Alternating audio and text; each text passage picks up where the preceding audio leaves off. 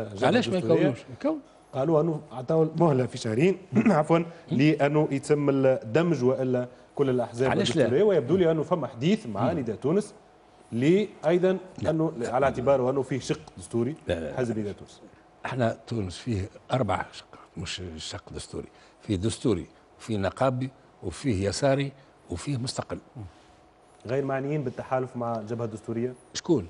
الحزب نداء لا تونس. يعني الجبهه الدستوريه كانت تحب تعمل جبهه، علاش لا؟ حق من حقوقهم. ساترة على كل حال عندهم الفضل في كونهم هم اللي بنوا تونس. نداء تونس غير معني بالتحالف مع هذه الجبهه؟ احنا وقت اللي تقع الجبهه تو نشوف.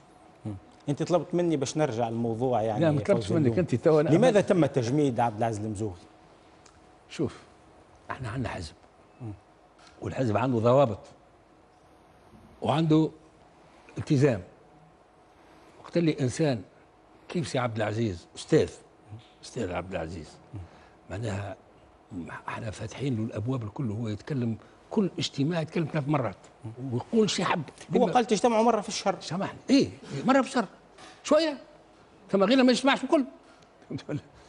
يعني يمشي الاذاعه والتلفزه ويهجم على الحزب نتاعو وينقص له من قيمته ويهجم على رئيس الحزب، معناها هل سيتم رفضه؟ شكون هذايا؟ وقت اللي اللجنه احنا حلناها على لجنه التاديب.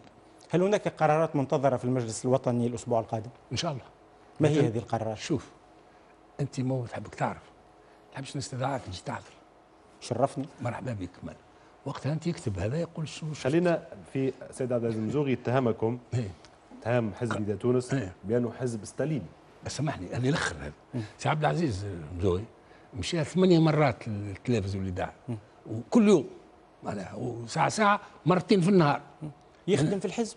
نعم يخدم في الحزب. يخدم في الحزب. ايوه بارك الله فيك. قال كان جاوا في الحكم راهم حطوني في الحبس. شكون؟ سي عبد العزيز المزوغي. نعم. علاش؟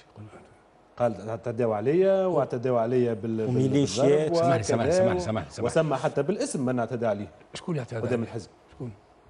شكون قال؟ اعطاه اسم لمن اعتدى عليه قدام الحزب. انا ما اعطانيش على كل حال وما جانيش وما قدمليش استقالته. قال لن يستقيل، انتم تدفعونه للاستقاله وسيظل في الحزب. يقعد. علاش؟ ما دام الحكم ما يكونش بالرفض يقعد.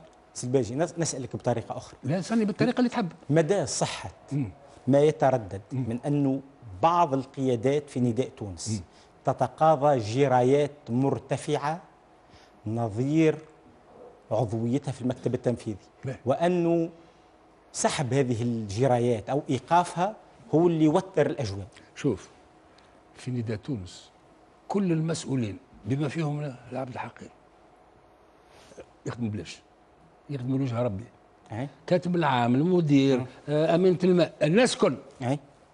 وانا نراقب الماليه. ثم حد ياخذ؟ حتى واحد. شفت كيفاش الاذاعات هذه تبدا تسبط حتى واحد. ما دام ما عنديش الدليل يعني